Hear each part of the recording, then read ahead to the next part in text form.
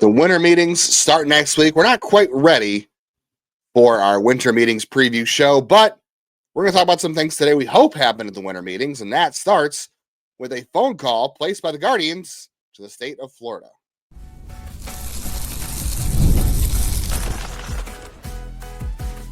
You are Locked On Guardians, your daily podcast on the Cleveland Guardians. Part of the Locked On Podcast Network, your team every day. Welcome to today's Locked On Guardians. I'm your host, Justin Latter. Our dear Jeff has taken ill, so you're stuck with me solo today. He did fill in for me, or did a solo show on Monday, so it's just me with you here today. Before we get going on today's Trade Talk Tuesday edition of Locked On Guardians, I want to let you know you can start the NFL season with a big return on FanDuel or keep it going. New customers can place just a $5 bet, and you'll get one started with $150 in bonus bets if you win that first $5 bet. So visit FanDuel.com to get started today. It is Trade Talk Thursday on Locked On Guardians, and we're going to be talking about a couple of teams in Florida, one formerly named Florida, Miami and Tampa Bay. We think these are two teams that the Guardians might have some interest in talking with this offseason, and there could be some matches there. The Rays are an interesting situation, not a good one.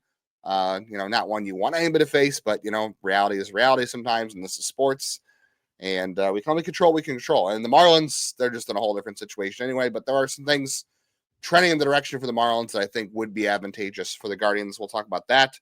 I know Jeff is interested in some Marlins players as well, and this is Locked On Guardians. I want to thank you for making Locked On Guardians your first listen today and every day, wherever you get podcasts. We're on YouTube. Make sure you're hitting subscribe button, the like button, let it get notified when we put up a video. Make sure you're auto downloading into your podcast apps, whether that's Apple or Spotify. And hey, if you have us on one of your Spotify wraps or your Apple Music wraps or whatever they're calling Apple Music, where you listen to our podcasts a lot this year, feel free to share with us. We'll share it wherever, whether it's Blue Sky or we'll share it on Twitter as well.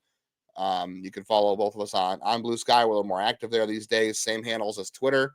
Jeff MLB Draft and JL Baseball. You can find us over there. Quick shout out to some everydayers I know that are commenting. We've got Pat Bittinger says they comment every day, even if they're not listening, or they listen every day if they're not commenting.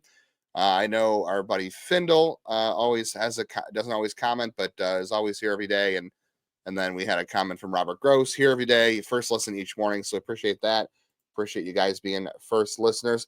All right, let's get to Trade Talk Thursday. Now that we're past all that, let's see if the Guardians can take advantage of the Tampa Bay Rays situation. So obviously right now they've got to pay money to use George Steinbrenner Field, which, playing in a spring training field named after a former owner of a team that is in your own division has to be pretty disheartening for a team. And they're going to lose out on, obviously, gate revenue. There's going to be all kinds of issues, right? So it's going to be a mess. And there's been no, quote unquote, official reporting on this, but I would think that there's a chance they're going to try to rearrange some things to make things a little more advantageous for this year. But and who knows? Maybe they won't be in Tampa Bay long term because it doesn't seem like they're going to be in Tampa Bay long term at this point because it's just not a good stadium situation anymore.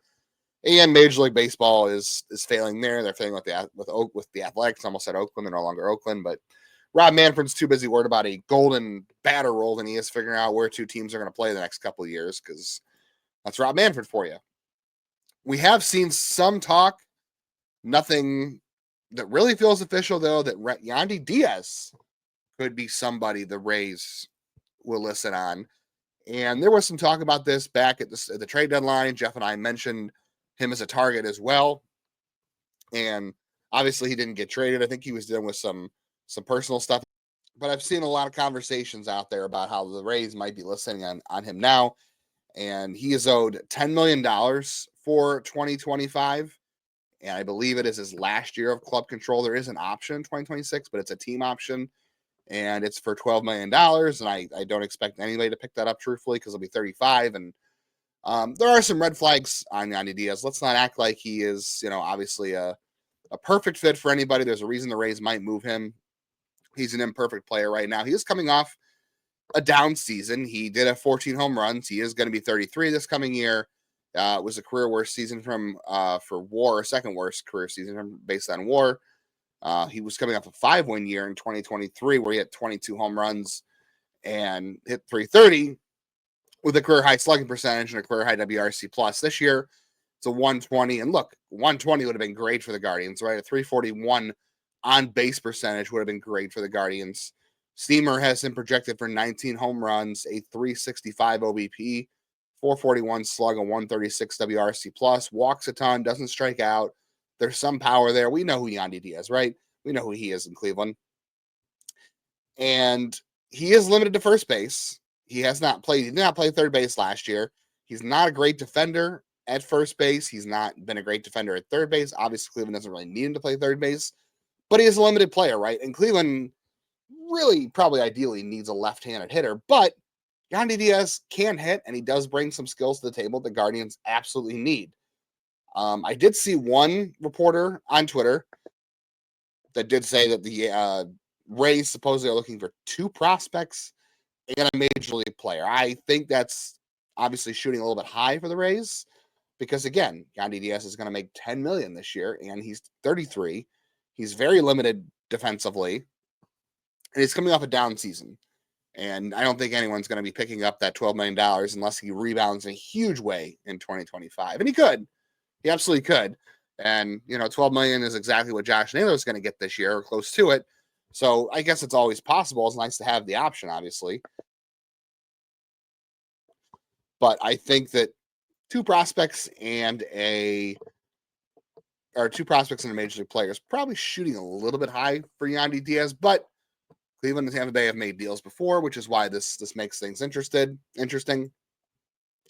What would the Rays want? 2 prospects and a major league player, if we're really believing that?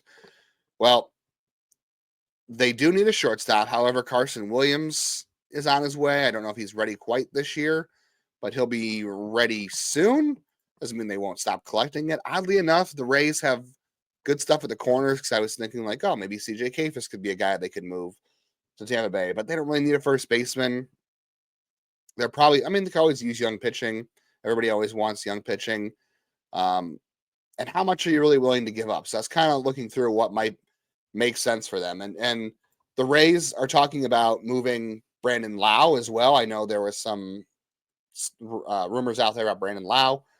It's Brandon Lowe. Nate Lau is the first baseman for the Rangers, who's got the brother Josh Lowe, or I don't know. There was 3 Lows, Laus. I'm confused. It's Brandon Lowe. It's not Brandon Lau. I think Nate Lau is the Rangers' first baseman. Brandon Lowe. Anyway, there's some speculation the Rays could try to trade him, in which case also his value is limited because he gets hurt every year, and he's 30 and has a big contract too.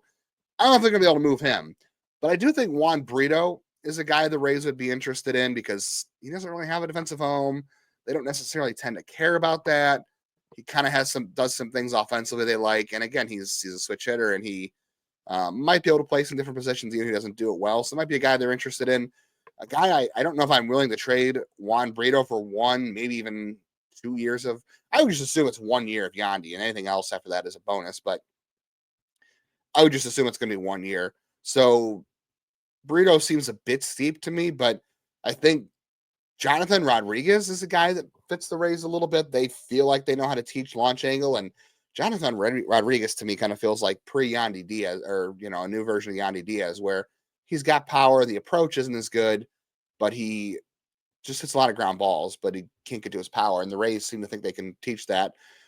He'd be someone I think they could be interested in. I wonder if you could sell them on the idea of Angel Martinez as the major league player. He's already made his major league debut. He's close to ready. He can play probably every day for you and multiple positions as well. I wonder if you could sell him there. I think the Rays do need bullpen help. They're talking about trading from that bullpen. They might be interested in getting a reliever back. So could you interest them in Franco Aleman? I think you could also interest them in someone like Parker Messick in this deal. Maybe like a Jonathan Rodriguez, a Parker Messick, and a Franco Aleman, or an Angel Martinez and a Jonathan Rodriguez and a Parker Messick would be something they could be interested in. Again, I did see the report that it was 2 prospects on a major league player. I think that's shooting a little bit high, but I think that package right there for Yandy makes some sense. And it's 2 guys in the 40-man roster who can help, and Messick could help them as soon as this year if they want. Yandy's the guy on the roster I think it's going to cost the least because they're getting calls about pitching, which is interesting because last year they were running out of pitching, but now they've got two players that might be on the block for pitching. We will talk about them in just one moment.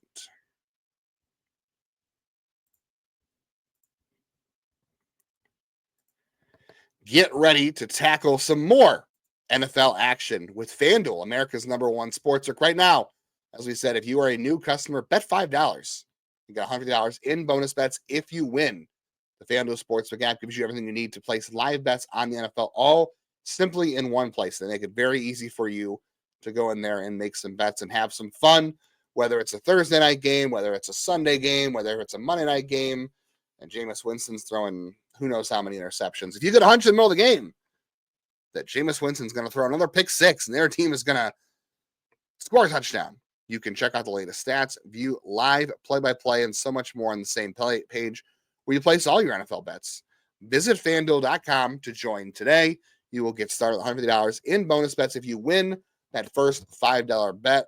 Cavs, I believe they're playing somebody decent on Tuesday. I can't remember who it was, but on Thursday, I should say.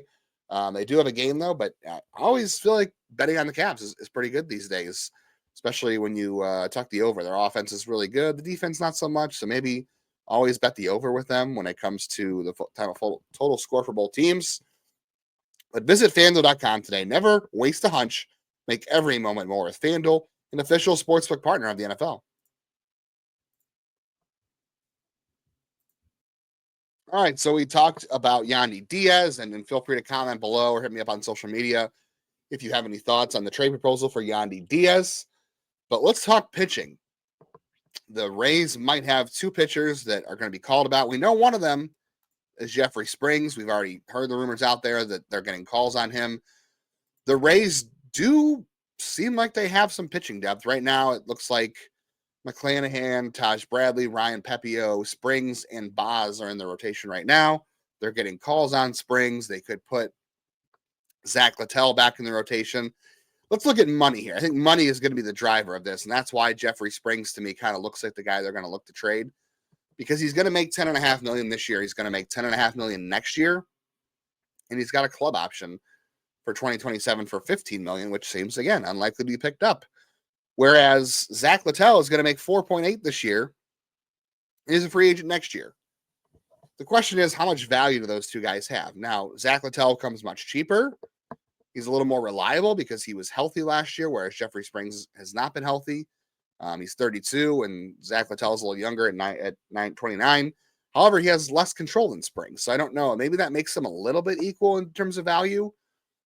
Springs also doesn't have the track record either, and Latel, not like Latel has a long track record either. This is a little bit more recent for him.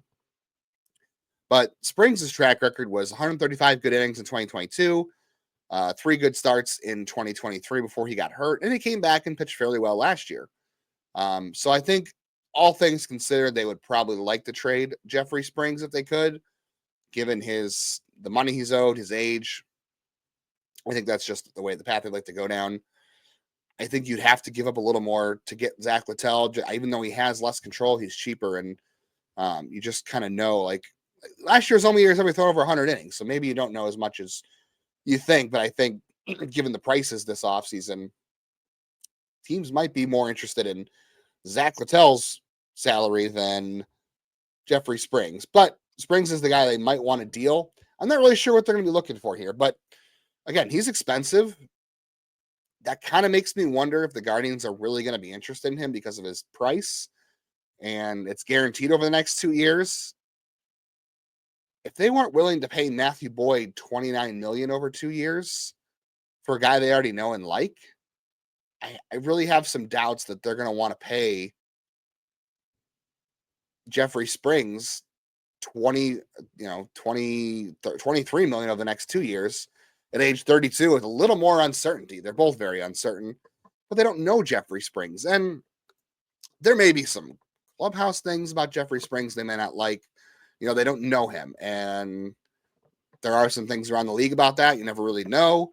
They loved the character Matt Boyd brought to the clubhouse. So I'm kind of out on the idea of Springs. But again, it's the same players. If I'm being honest, you might have to pay a little bit more because it's pitching. Pitching's also going to cost you a little bit more, but you're probably talking about Angel Hanau or Jason Churio as one of the prospects, and maybe the other one, could be someone like Parker Messick, like we talked about. It could be a Frank. I do think the Rays, being as savvy as they are, would be interested in someone who can help them relatively soon. So I'd say Ryan Webb, but the truth is the Rays could just get Ryan Webb in the Rule 5 draft. Maybe these trades happen after that. He doesn't take him. Maybe he's of interest there. But Messick's the guy who could help them next year if they really need it. Aleman's the guy that could help them next year. Jonathan Rodriguez is the guy that could help him next year. Obviously, Angel Martinez. I think there are some similar names in this deal. It just might take a few more pieces. Maybe a Hanau or Churio has to be in that deal. But if I'm the Guardians, I'm not giving up much like that to get Springs because of the price and the age and the uncertainty. I'm just not, I think that's what the Rays, I'm saying that's what the Rays are going to ask for.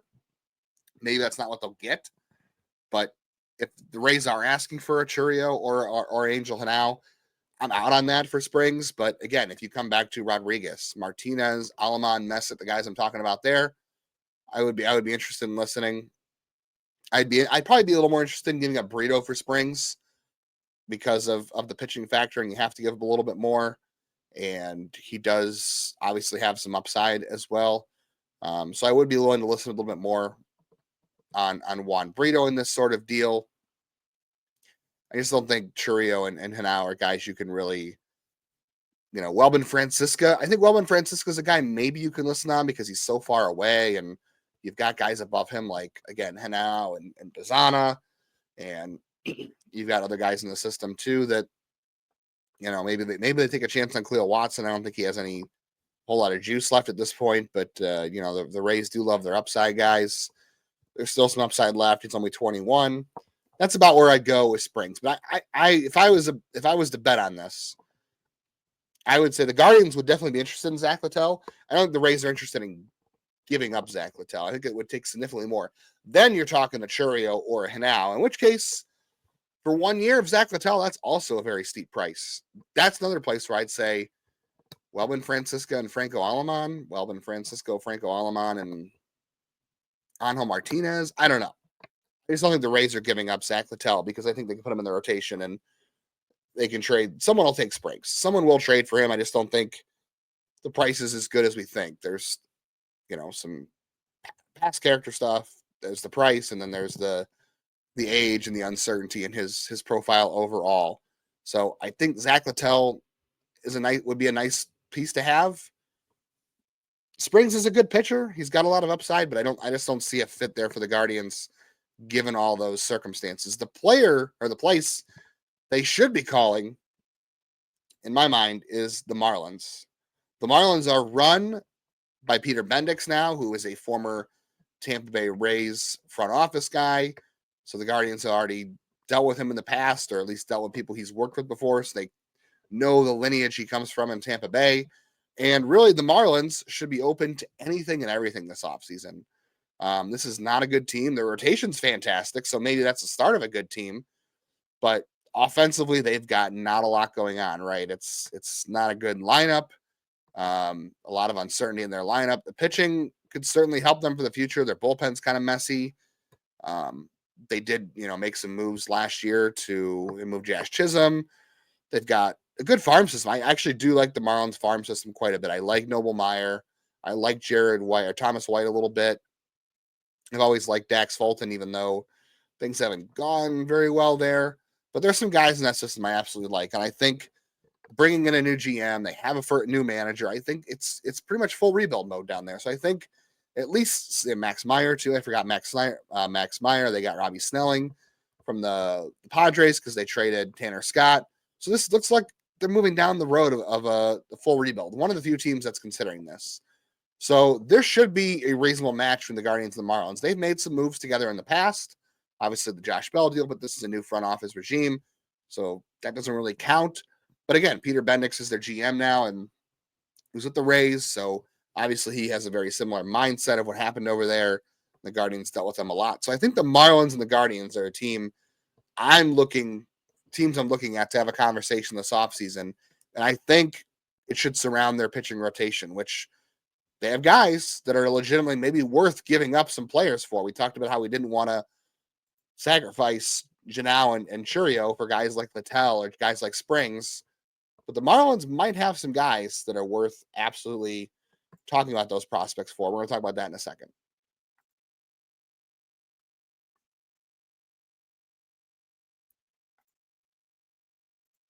All right, so the Marlins rotation is obviously very good in name. Are they as good in actuality as they are on paper? Jesus Luzardo is a name that Cleveland fans have really wanted for a couple of years. I'm one of them. I do like Jesus Luzardo. There are some red flags in that profile, though. He is, still pretty young. He's an undersized guy at 6 foot, but he does throw hard. However, he's only thrown over 100 innings 2 times in his career. He did get close to 100 in 2021. 2022 and 2023 were great years. He was hurt a lot last year, so the value to me for Jesus Luzardo has to be lower because he's coming off of a lower season where he was, hurt and didn't pitch as much. And then if I'm looking at what is Jesus Luzardo owed this year, he is going to be owed $6 million this year in arbitration. And then he's ARB3 eligible next year. So he's got 2 years of club control. That's going to make him attractive in the trade market. Obviously, Sandy Alcantara, who's a former Cy Young winner, was hurt all last season. He's coming off the injured list this coming year. He's going to make $17.3 million in each of the next 2 seasons. He's owed that much, and then he's got a club option for 2027 at $21 million. At which case he'll be 32 years old, which seems reasonable. I don't know what the market is going to be on a guy like Alcantara because he went from winning a Cy Young the year before to horrid and then having Tommy John. So it's very hard to predict where the market's going to be there. But I do think a lot of teams will be interested. Edward Cabrera is definitely an interesting name for the Marlins. He's had some success in the past. I'm just kind of looking down their depth chart here. In 2023, Edward Cabrera had a 443 FIP. In 2024, he had 468 FIP, so it's not very high end. Like it's a decent arm. It's more of a back end arm. And Cabrera has a lot more control. He's cheap this year at $2 million. He's got 4 more years of control. So I think Cabrera probably stays because the Marlins aren't going to get what value they should from him because he hasn't performed enough yet to me, and he's just got so much control. I think they'd rather wait and see if he develops more value. Kind of the same with Braxton Garrett, too. Braxton Garrett, to me, $1.8 million this year. I've always liked him. He's got 3 years of ARB still coming. He's a Super 2 guy. I think it's going to be a high cost for Braxton Garrett as well. This is a guy who also didn't pitch much this year. He only threw 37 innings. 382 FIP, though. Did not do well in terms of ERA. If you go back to 2023, he had 31 starts, 159 innings, and a 368 FIP. So I do like Braxton Garrett. And I do think he's an interesting guy to call about because, I don't know, he's 27 and he's had one essentially good season, right? Like that's more first-round pick. He's got some pedigree, but he's essentially had one good major league season. We can count a little bit of 2022. He had a decent year too, hurt last year. I don't know if I'm willing to go and give up guys like Hanau and Churio and even when Francisco I'm not that high on. I'm just not sure that he's a guy I want to put a lot of prospect stock into. The guy I think is most interesting, and I think Jeff agrees with this too. I mean, I would definitely call on Luzardo if the value is down, but I don't know why the Marlins in their situation would be willing to talk Luzardo. I mean, you could talk Luzardo now because they're probably going to risk him getting even less valuable as the year goes on because next year is his last year club control. I think they could wait until the trade deadline and try to extract a little more value if he comes back stronger this year. So I would check back on Luzardo then. Braxton Garrett. The guy I'm most interested in is Ryan Weathers. Now, Ryan Weathers is not going to come cheap either. He is under club control for this year, and he has 3 years of ARB. So he hasn't even hit arbitration yet. But Ryan Weathers was off to a pretty good start in 2024. He did not have a good 2023 season. He actually hasn't had a good major league season outside of the 86 innings pitch. So he also doesn't fall into the much of the guys we're talking about here in terms of there's really no track record. There's no things you can rely on, and you're going to pay a lot for him too because he's young and has a lot of very affordable control. So in reality, probably no guy in this rotation is going to be cheap, right? I don't know who the cheapest is going to be. I think it's Cabrera, but again, Cabrera's got a lot of club control too. So when it comes to the Marlins and this pitching staff, anybody you want to acquire from them, and I think I like Ryan Weathers the most for Cleveland in general because I believe in the player and I believe in the upside and I believe in the stability. He hasn't been stable yet, but if I'm betting on one of these guys over the next several years to be consistent performers, I'm betting on Ryan Weathers over Luzardo, over Alcantara, given the money, even though Alcantara has a Cy Young award behind him. The money does have a factor in this without a doubt. I like Ryan Weathers the most. But again, when you're talking to the Marlins, they need everything, right? They've shown high school pitching proclivity before. You can go out and entice them with, someone like a younger pitcher on your staff. Maybe Jackson Humphreys, not a leader in this deal, not a frontline guy, but maybe like a fourth guy in this deal they could be interested in. Maybe you can sell them on Jacob Zibin because he hasn't been healthy for Cleveland, and maybe they're ready to give up on him. They paid him a lot of money, but maybe the Marlins see the upside. You can absolutely sell them on guys like a Welbin Francisca, I think. That seems like a very Peter Bendix, Tampa Bay Marlins type of guy. And again, all these guys I'm thinking are going to cost Churio. You're going to cost Tanao. You might have to part with a Ralphie Velasquez in one of these deals, no doubt. Those are your headliners. Like obviously Chase Lawton and Travis Bazzana are not going anywhere, but Francisca, who I'd be willing to trade in any trade, to be honest with you. But Churio, Tanao, Velasquez, Brito, all those guys and any of the deals with these pitchers, to me, all those guys are going to have to go in a deal to the Marlins. They're not looking for major league talent right now. They are looking down the road. Brito could help them soon, but the other guys won't help them anytime soon. But they're not looking for immediate help right now. And maybe you could throw in an Angel Martinez, a Tyler Freeman that can help them right now in that term of things. Maybe you can also float, again, some Ryan Webb or some Parker Messick in there as well to sweeten it up, or Franco Aleman as well. I think you can include them as well. But it's going to cost a lot. These pitchers, their Marlins probably are going to get a lot of calls on their young pitchers this offseason. They should, without a doubt. That's a good staff. I like all of them. I would be fine with Cleveland trading for any of them, to be honest with you, because they need a starter to come in here with talent and just, because you can't bet on Tristan McKenzie doing anything next year. You can't bet on Logan Allen. I don't know about Gavin Williams. Like, it's Tanner Bybee and Ben Lively, and then, your guess is as good as mine, at least at this point, until they do something. And I also just don't think that they're going to, I don't know if they're going to sign a free agent starting pitcher. Like, I went back and looked at my free agent starting pitching list, and, we took Matt Boyd off of it, obviously. I had Walker Buehler on there, but honestly, I'd probably take him off. I'm thinking Shane Bieber is going to be off the board for them too. Like, if they weren't willing to pay Matt Boyd that kind of money, are they going to pay Shane Bieber that kind of money? Because he's much of a risk too. Patrick Sandoval is a guy who Jeff and I both like, but he's not available in 2025 in terms of health. And then there's, Trevor Williams, who is this year's Ben Lively, but he's going to cost you a lot more because he had more success. So I really don't know if Trevor Williams is a guy that they're going to go after. And I don't know if they're going to sign a free agent starting pitcher. So I think it's going to have to be a trade.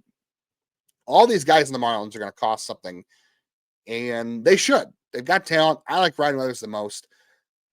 Let me know who you like. I mean, I put Yuri Perez on here, but let's be honest. Yuri Perez has been their top pitching prospect before. I don't think the Marlins are listening on him unless you're giving up the sun, the moon, and the stars for Yuri Perez. I do like him quite a bit. But Cabrera is interesting at the very least. I like Ryan Weathers the most. Alcantara, to me, just costs too much money for the Guardians to go out and do that. Luzardo doesn't have a lot of control, and I think the Marlins won't get the offers this offseason that they like. Whereas if he goes into the regular season and pitches well, I think that there's a good chance he can rebuild his value and they can get a lot more. So check back on someone like Jesus Luzardo. All right, we did have some questions or some trade suggestions rather from the listeners. So let's go and look at that. So Everyday Eve did say start trade for a starting pitcher with where the market is currently. Yeah, I agree with that. I don't think starting pitching help is coming in the way of free agency. I think it's Shane Bieber or bust, and even that I think is a pipe dream. Up to Basement did say trade Josh Naylor while his value is high. As it'll ever be. Josh Naylor's value is as high as it's going to be right now, but I think it peaked last offseason, truthfully, or maybe a season before that. But I'd be surprised. And the Yandy Diaz thing, to go back to the Yandy Diaz thing, the only way they're trading for Yandy Diaz is if they trade Josh Naylor. Yandy Diaz probably isn't really a fit if they have Naylor and Manzardo, and you do get Fry back at some point. So the Yandy Diaz thing only works if you trade Josh Naylor, in which case you're not really giving up much in salary, but you're not gaining much back in salary. But maybe you can get a pitcher for Josh Naylor, and then that helps you get you can go get Yandy Diaz maybe. Some dude on Twitter stalked me. Great, interesting name. Brought up a couple of names. San Diego, or he's talking about organizations that he'd be interested in trading with. San Diego. I looked at San Diego's roster. I don't see a fit for the Guardians because they're trying to add Roki Sasaki. They're not going to have Joe Musgrove this year. They've already got a good pitching staff. I don't see a fit there, major league wise. The Guardians are, and I mean, I'm sure they'll consider other trades, and depends on what they get back for Josh Naylor. But they don't need maybe the Padres would take Josh Naylor back, and maybe you can get something there. But they're looking to add major league talent, but so are the Guardians. So I don't know. I looked at Toronto too. Toronto's trying to add major league talent, so I don't see a fit there. I looked at Milwaukee. You suggested Milwaukee. I don't see a fit there either. I think the Brewers would like to maybe trade Rhys Hoskins, but that contract's a lot. The Guardians aren't interested in that. If they can't trade him, would they trade Tyler Black for something? I don't know, but I don't know if Cleveland's got anything that Milwaukee's going to want for Tyler Black, but I'd like him, but I'm also a little skeptical of the profile. Texas is an interesting one. Texas is very interesting. So he brought up Texas, and I was looking through there. There's some thinking that the Rangers would be interested in Jock Peterson. I know some people say, well, why have the Guardians just signed Jock Peterson? I wouldn't be against that because you can platoon him with David Fry when he comes back at DH, and that would be great. Oh, my gosh. That'd be great. He's going to be expensive, and he can't play the outfield. I just don't see the Guardians paying that kind of money for Jock Peterson. I'd love to be wrong and see them sign Jock Peterson. He'd be a great DH platoon with David Fry. But I just don't see it. And he's also made comments about Cleveland in the past in terms of not liking them as a franchise, but that's because they didn't spend money. And if they showed him the money, maybe he'd like them more. I don't know. But there is some talk the Rangers could be interested in Jock Peterson. And if you look at their lineup, they're pretty set, right? Right now, Josh Smith kind of plugs in as their everyday DH. But if they got Jock Peterson, he would be, and he was also left-handed. So Josh Smith is a guy that might be, kind of not expendable, but a guy they could use to go and trade for some things that they need.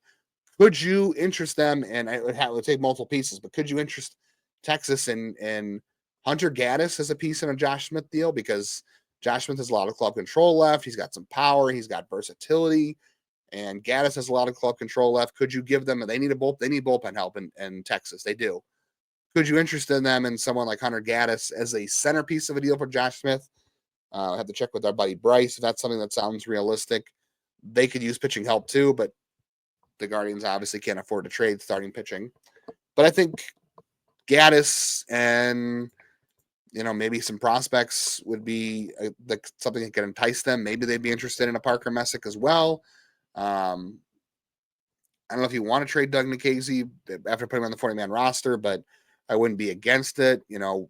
Juan Brito kind of seems like Josh Smith, except Juan Brito might be worse defensively than Josh Smith. I'm not sure. I think there's some interesting things you could do there too. But Hunter Gaddis might be the nice selling point to start, given his club control as a reliever. And you can kind of work around what prospects the Rangers might like. I don't really have an idea of what the Rangers like prospect-wise, but they've taken a lot of guys I've liked over the years, which is not the kind of guys the Guardians like because they never drafted them, or maybe they just don't have the same value on them. But I would imagine you're probably, if you can entice them on Hunter Gaddis, you probably do need to give up like a decent secondary prospect. So that probably keeps you out of the top 10 guys. So maybe that puts you down, somewhere in the range of an Alex Mooney, maybe more into the range. Maybe there's Angel Martinez fit there as well. I'm just kind of looking around my prospect list right now to try to see where it might fit. CJ Kafis might be someone who fits in that range for them. I'd be totally okay with a Kafis and a Gaddis for a Josh Smith, something like that, right? That kind of seems to be where a conversation could at least happen, I think. So Texas is the only one that makes sense there. And he also mentioned Tampa Bay, which you obviously talked about. So that has been a Trade Talk Thursday edition of Locked On Guardians. Come back for tomorrow's show. We're going to have a fun one. Jeff's not here, so I can actually say it out loud. I told him I wasn't going to tell him what the show was going to be about. But Friday is going to be our Winter Meetings preview show. We're going to do predictions. Are the Guardians going to make a move? Will there be any moves at all? We'll talk Rule 5, all kinds of stuff. What we are going to do is this. I'm going to pull some quotes from Chris Antonetti in years past of Winter Meetings. And I'm also going to ask our friends over at ChatGPT to make up some fake quotes. And I'm going to ask Jeff to tell me which of these quotes is a real Chris Antonetti quote from the Winter Meetings and which is not. And then I think we'll also play a little bit of Winter Meetings bingo. We're going to try to come up with some phrases that we think Chris Antonetti is going to say at the Winter Meetings. And you feel free to participate as well. If you have any phrases you expect Chris Antonetti to say at the Winter Meetings, maybe some you'd like to hear, but maybe we won't, we'll put them on a little bingo card or some sort of spreadsheet, and we'll create a little bingo about it. So give me some phrases you think Chris Antonetti might say next week at the Winter Meetings, or give me some ones you wish he could say, or would say, or we'll make a free space. We had a lot of deals in place. That's going to be one of them, but we just didn't come through on anything, or a good conversation started, and we'll take it from there. So stuff like that.